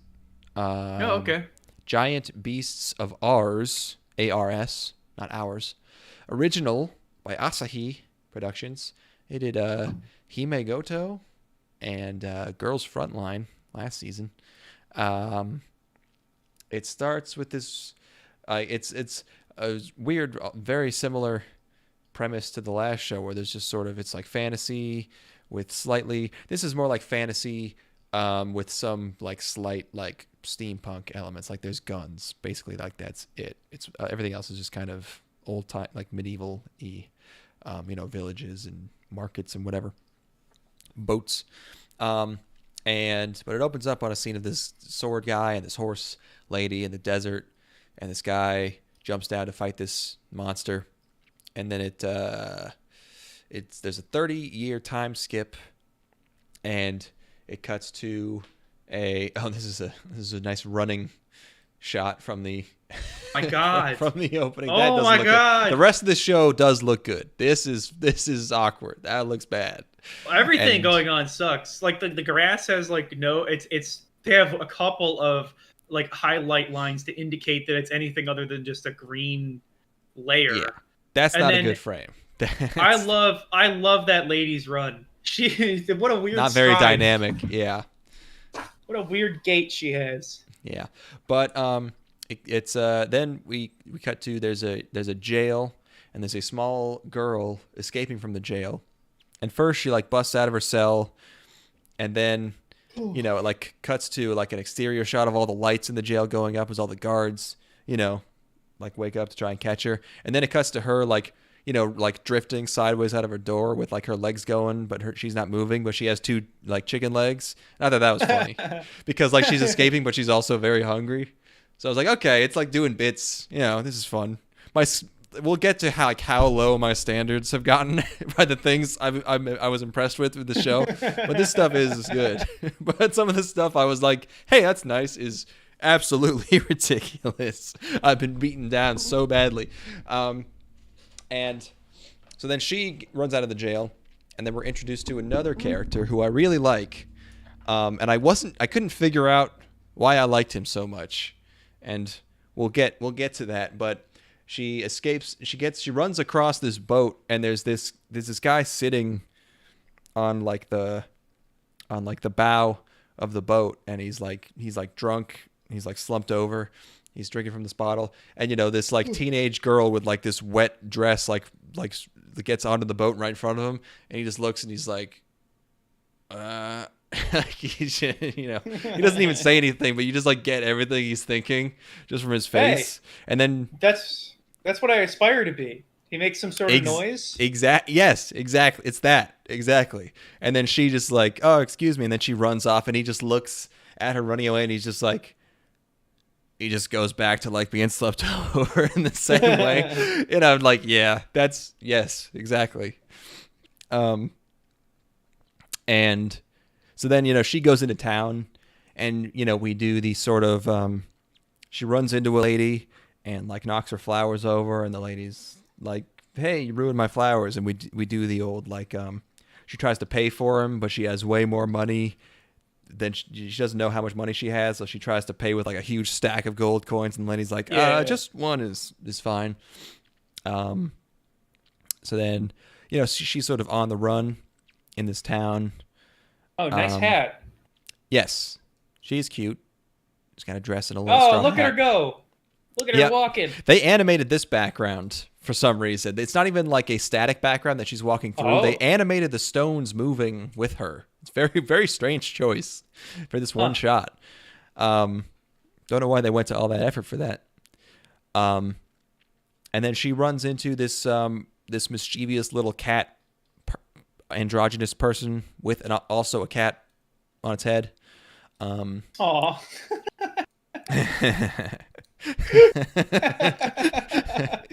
Oh yeah, no, I can see it. Yeah, no, I would be having more fun. Yes, it's like we keep running into different characters that have a thing, and you're like, oh, things are changing and it's happening, and I'm learning. I don't know everything. It's not like it's a huge mystery, but like I don't know everything that's going on because it's like doling out information, even though it's not the most interesting information. It's just like I know of a character now that I didn't know a few seconds ago, and that's nice. And the character's got a fun hat. Yes, he's got a cat hat. And what a concept! The character talks like a cat. There's a lot of nyas in the sentences. This little, I'll just call it a guy, I guess. This little guy sells her this mysterious ring. And it also cuts to the villains at one point, and it's implied that the girl who escaped, she's some kind of experiment. So that's why they need to catch her. She's not just a prisoner. And then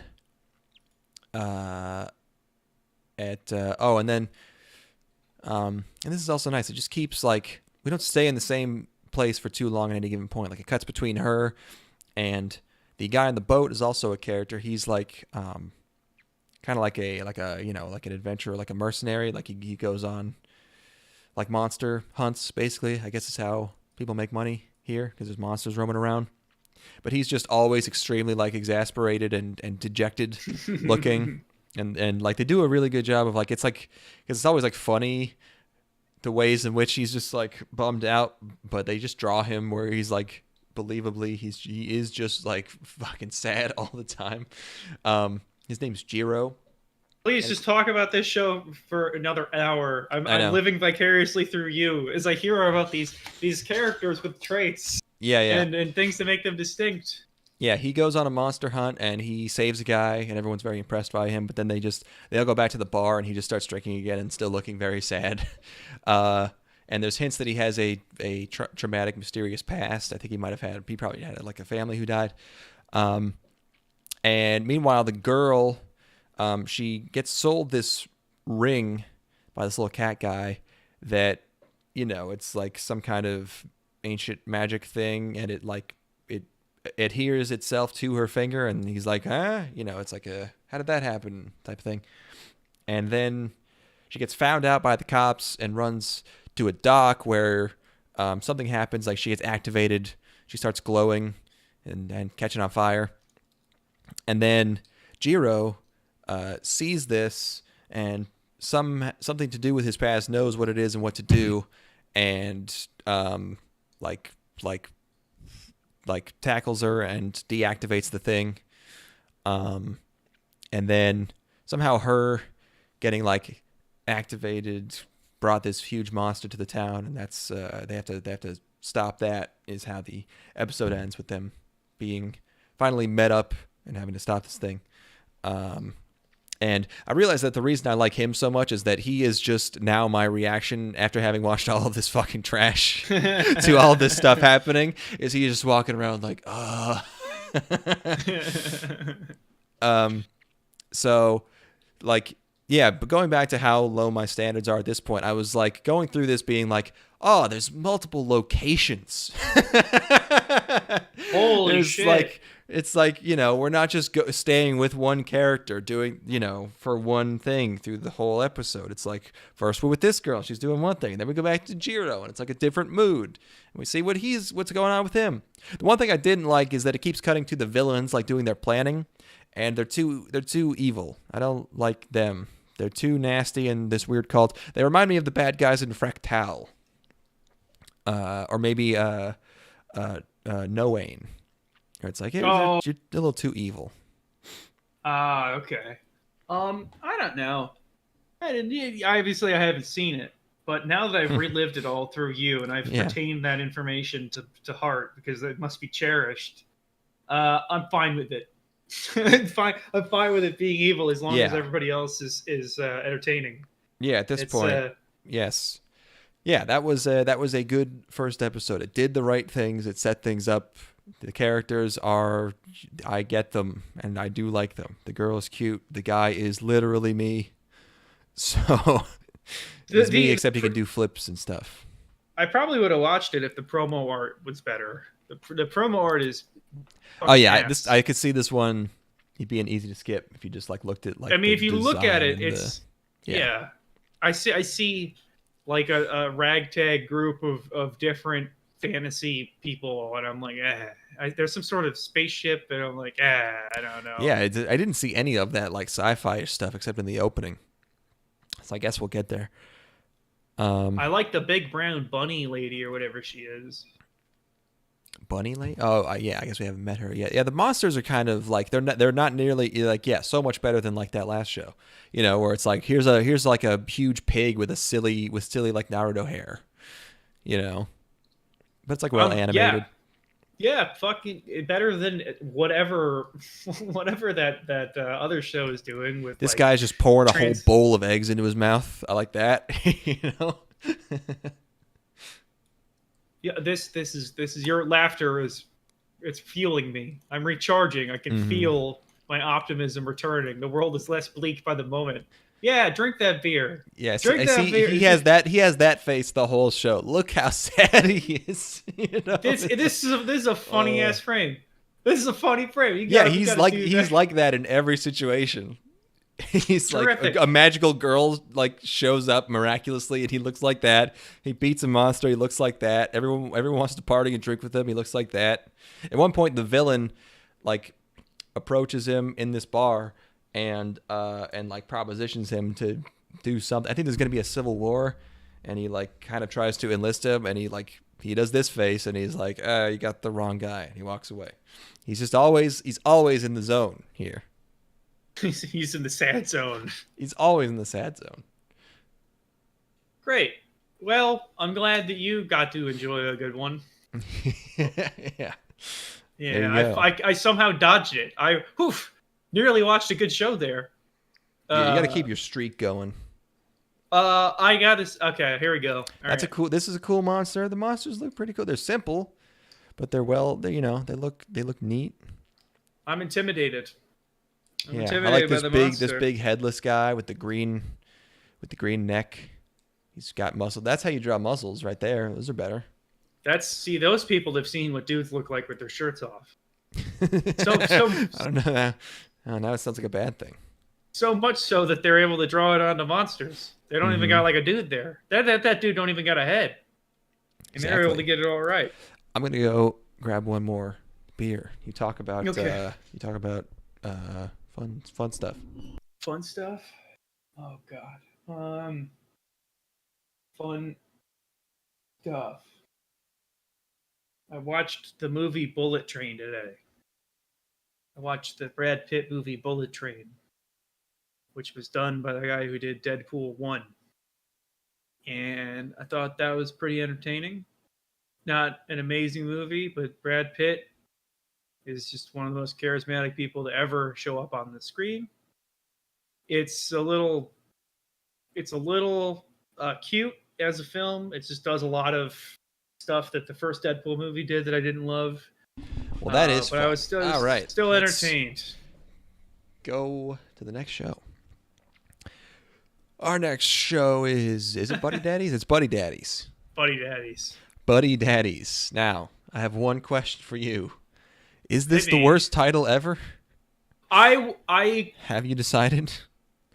It's amazing. It's truly. It sends a shiver down my spine. I did like it. I don't like it. It's uncomfortable when you're watching the show.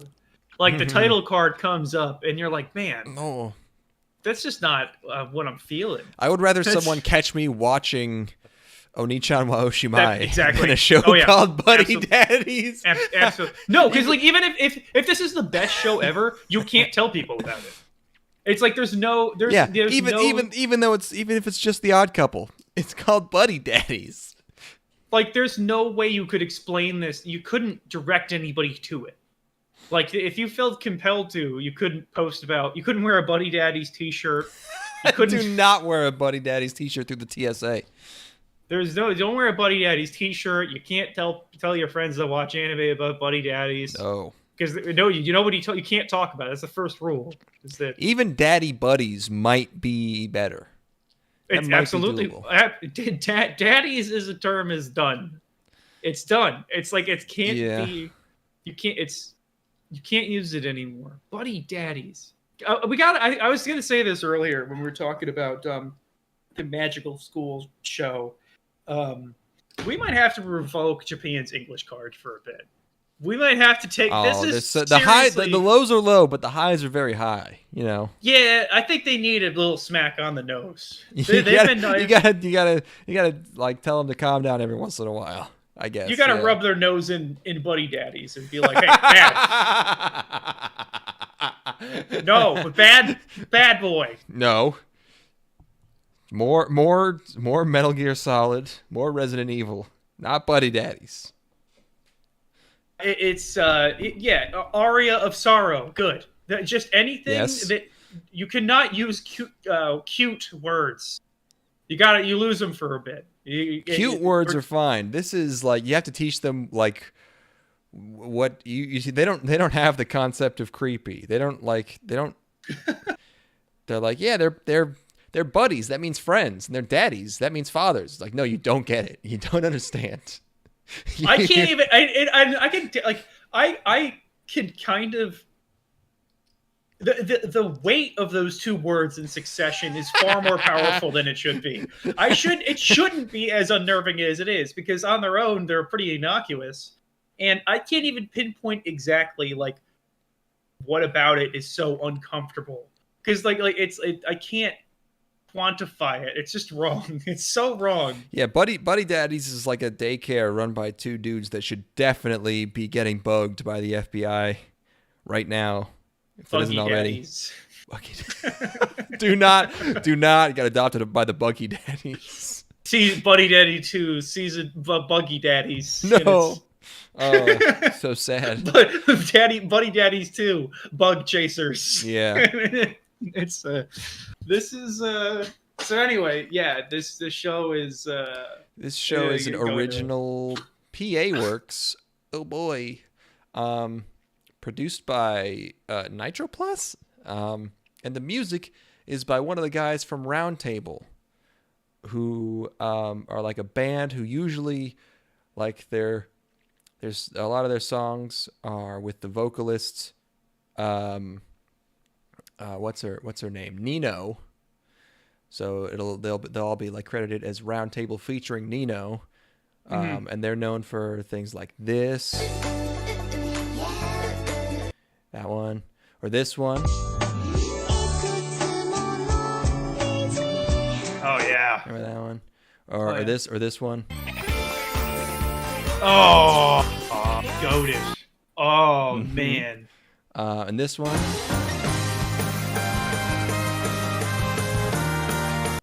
Oh, man. It's NHK. Oh, man. Yeah. Oh, yeah. So I know a lot of famous, yeah. You know those. What a hitter. Yeah, but it's music just ends up being kind of like action jazz, which I never really like. It doesn't really go outside of that. Character designer for Bakano as well. Oh, and, that's why we have the motorcycle helmet. Yeah. It's in that zone, you know, like that. Oh wait, Bakano, but probably also Durarara, right? I don't know that they did the art for Dura. Let me look. Let's see. Yeah, I don't know. I would guess they probably did, but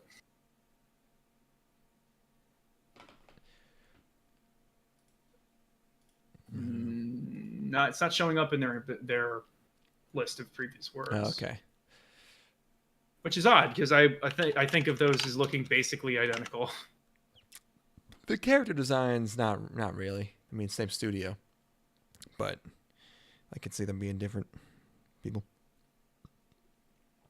The director is the series director of Charlotte. Cool. Oh boy. Yeah, it's like a car chase, and there's a guy smuggling jewels, but some other guys catch him, and then, oh my gosh, what hilarity! It turns out they are also bickering dads who have to take care of a child while also being some kind of secret agent assassin guys. They kill that guy, and it's supposed to be like funny because they're also going to pick up their kid and they're fighting, but it's like he was just a jewelry like smuggler. He was just.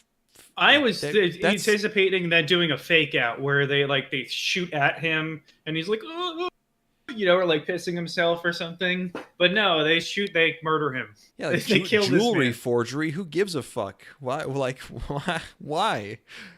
Why would you ever? I think they already gotten the shit too. They already got the jewels. They he's just begging for his life. It opens with a cold-blooded murder. Yeah, I think that one of the cops. Who gives a shit if a guy's fucking faking jewelry? Two dads, not gay though. Nice. One of them is an irresponsible womanizer, and the other one is a quiet hikikomori.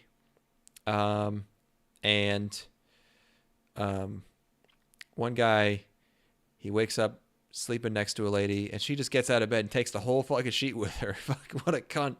I watched that. I was like, oh my god. Hope he kills her too. What the hell? No, he just steals her credit card info. He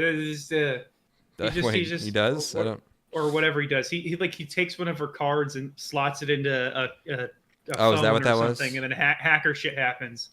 Oh, okay. Yeah, they have her take the sheet because she's like naked sleeping there, and like I'm sure they don't get to just have her walk naked across the frame or whatever.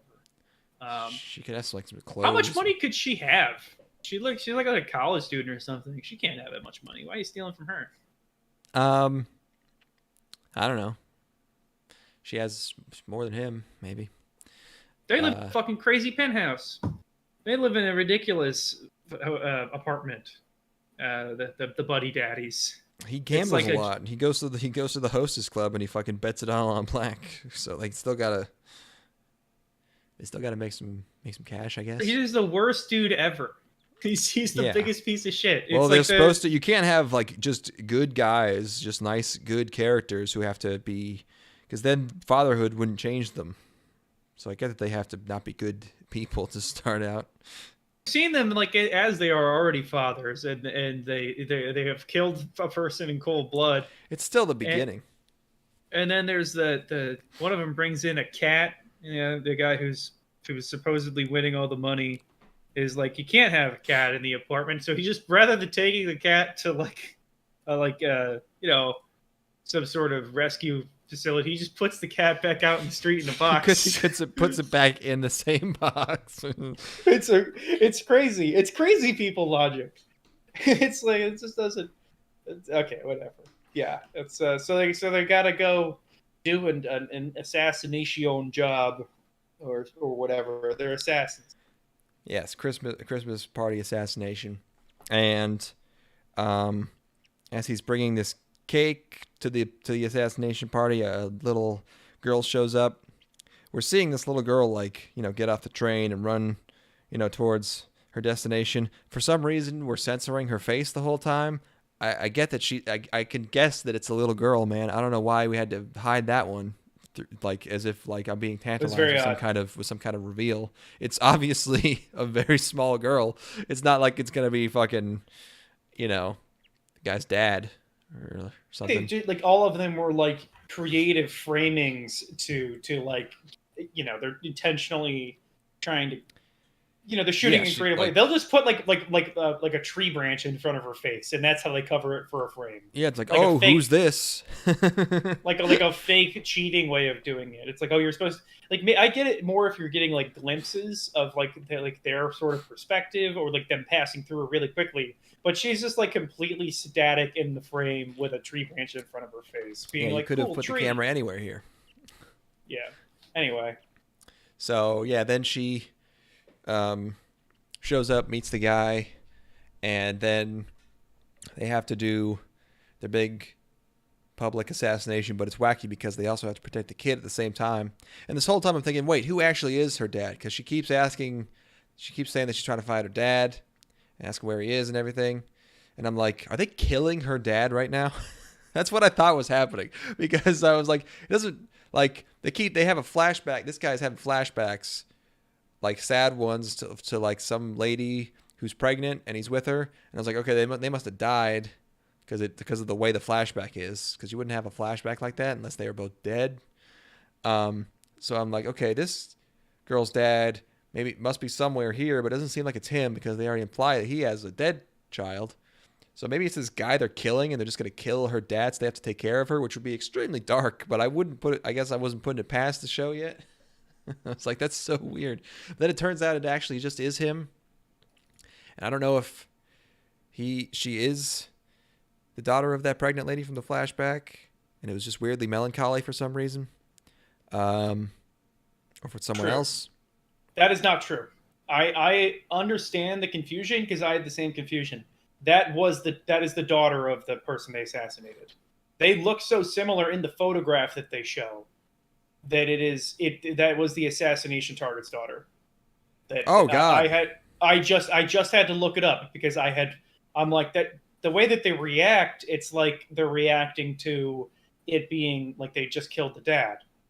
But it looks so much like the protagonist that because he's like, they're both blonde Japanese guys or whatever. And I just looked it up on Wikipedia, and yeah, that they killed the father of this girl. Oh my gosh! In that sequence, yeah. That doesn't bizarre. I don't like that. Yeah, it makes me feel bad. It's all fucking weird. They didn't even get the cat back in this episode. I thought that the second that they got this little girl, the cat was going to show up or something. It's the cutest cat ever. The cat, I bet the cat they're going to find the cat dead, and that's going to be like, it's going to die. Everyone in Buddy Daddy dies. Well, it's like the cat is like a metaphor because he just throws it out, but then it's going to be, he doesn't want that to happen to the girl again, so that's going to be remind him of how he used to be a piece of shit. Now he's not as much of a piece of shit anymore. No, it's going to be completely different. It's going to be the cat's going to die, and then the hostess ladies, they're going to die. And then it's going to be a plague, and just everybody dies. And then the hikikomori roommate dies. And then when he stops a flurry of bullets with a serving tray, I look, I try not to be too autistic about ballistics. But what the fuck? Come on. At least try. If you're trying not to be autistic about ballistics, wait till you watch fucking Sucker Punch. No, wait until you watch Trigun. That's got some. I mean, obviously that's a fantasy, but it might be more comical. I mean, it is more comical than this. But yeah, no, this shit's hilarious. It's so bad. It also doing hotel gunfight shit on Christmas time. It's like, come on, man. You could kill this guy anywhere. Yeah, this is his only public appearance he makes during the year. Is on Christmas. Yeah, on Christmas, and it's like you're gonna. I think they had a scene where they explained why they had to kill him here. I wasn't paying attention. I don't know. It's the tropey stuff in it is effective because it's an entertaining trope. I think it's got a lot of flashy elements to it that are fun and eye catching, but it's also like it's just there's a lot of stuff here that makes you like think twice about everything going on. Like the fact that they killed this girl's fucking The tone dad. is weird, and it's just and I just don't like this style of music because like it feels like obligatory. Like you have to have this type of jazz for this show, and like I get they made the girl cute, but that's kind of easy, and you kind of have to do that. It's an extremely cute girl. And by the way, we just had Spy Family. Oh yeah, it's like not just the same premise. It's like the same tone. Except with less weird murder that makes you like feel bad about watching this show. What? That's the thing. It's like, why are you taking away my ability to enjoy this? Like, it's like you have cold-blooded murder in the first scene of the show, and then in like what the hook of the show is that they're responsible. They have orphaned this child. Yeah. It's crazy. It's like I don't know. It's just I felt why you gotta make me feel bad about the cute little girl having two dads? Yes. We should be watching Skate the Infinite instead. That show is Skate. Why you? That was the most out of nowhere pull. Skate the Infinite. How many cold-blooded murders do you think they got in Skate the Infinite? You probably don't got a single. A lot of guys trying to murder him, but yeah, I guess probably. The only thing that they're murdering is sick lines at the park. They're murdering that 16 stare. They're killing that half pipe. No orphans in that. They're genociding the mega ramp. Is the main character in Skate the Infinite not an orphan? Let's see. Skate. I bet he's got at leist one dead parent.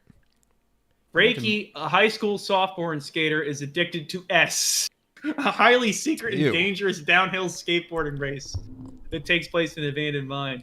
The skaters are especially wild about the beefs or heated battles that erupt in the races. Reiki takes Langa, a transfer student returning to Japan after studying abroad, to the mine where the races are held. Langa, who has no skateboarding experience, finds himself pulled into the world of S. Ew. Well, great. We'll put that on the list. Yeah. I'm sorry, it's not Skate the Infinite, it's Skate the Infinity. Oh, yeah. Well, that was Buddy Daddies. I'm sad now.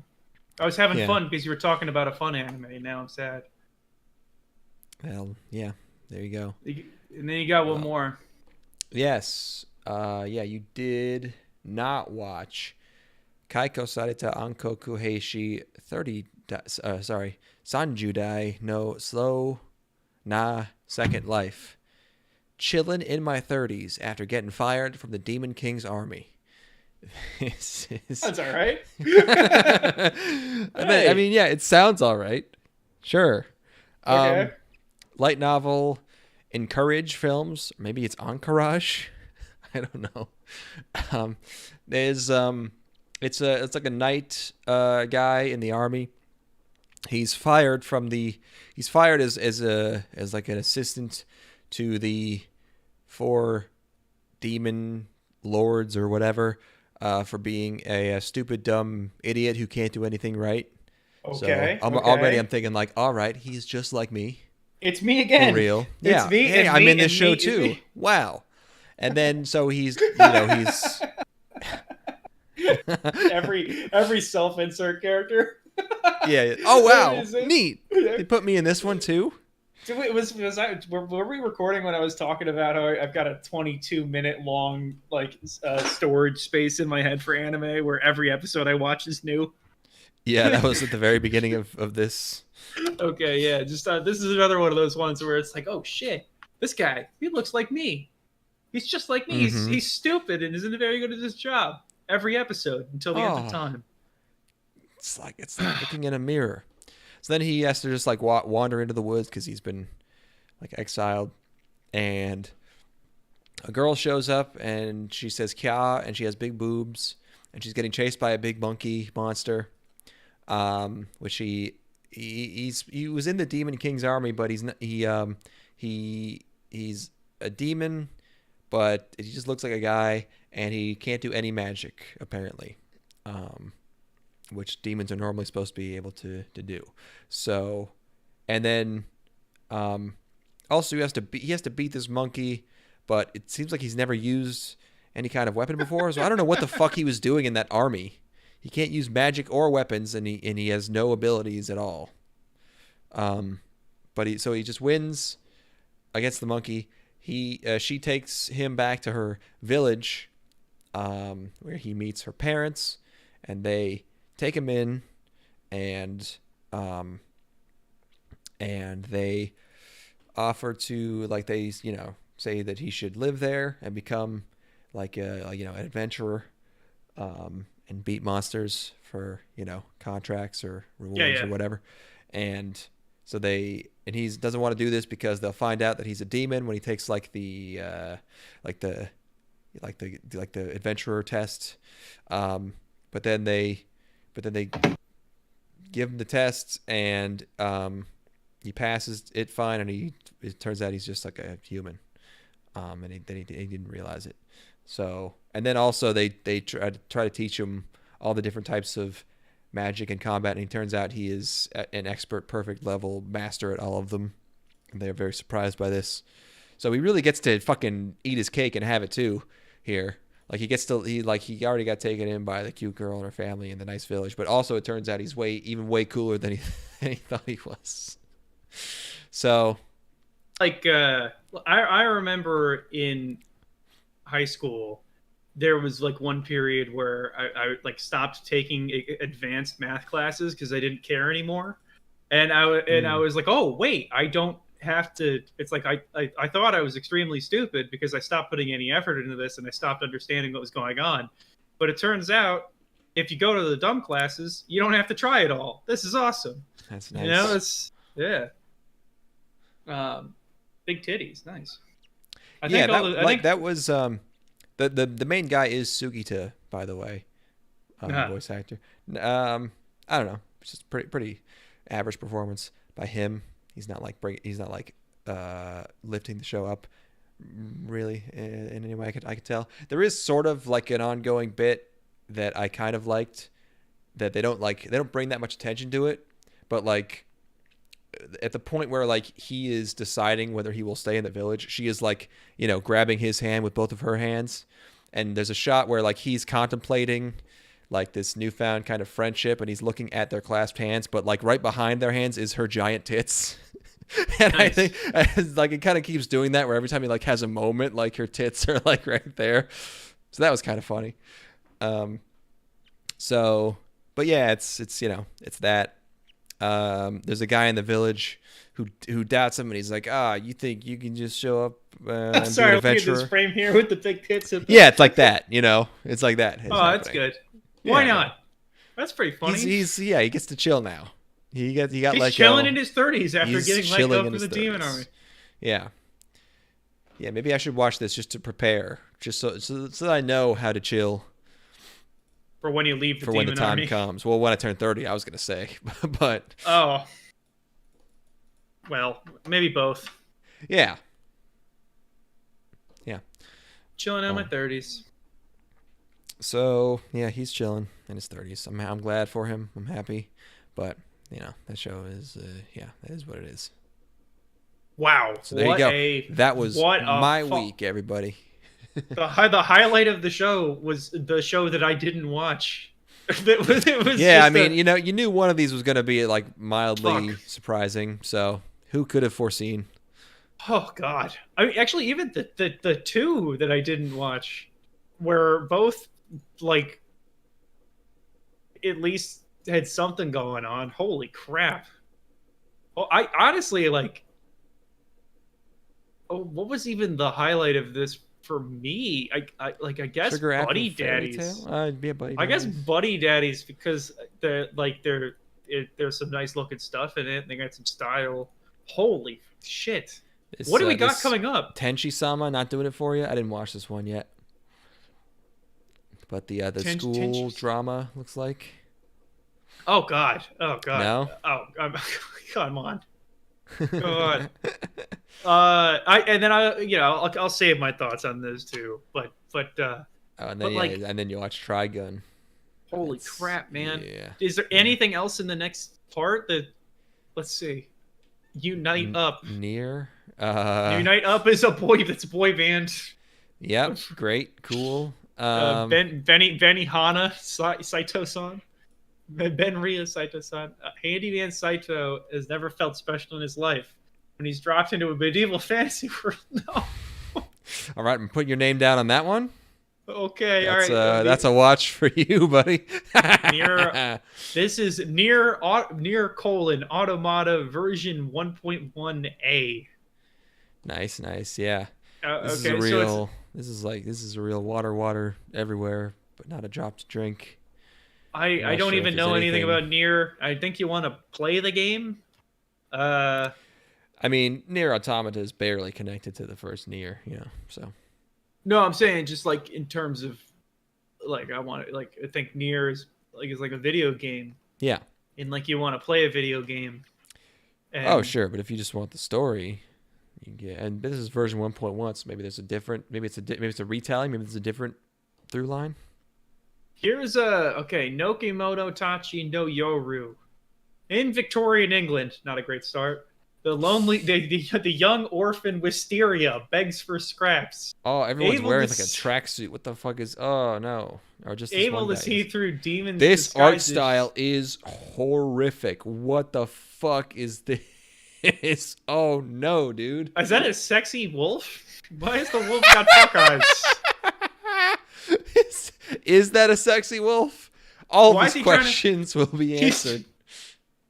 The sexy wolf's got he's got come hither look, and then there's a lady who's definitely got a cloaca back there, and then it's like we're really there. Look at the Dragon Man. Look at the Dragon Man wearing a fucking hoodie in the back. I'm crying.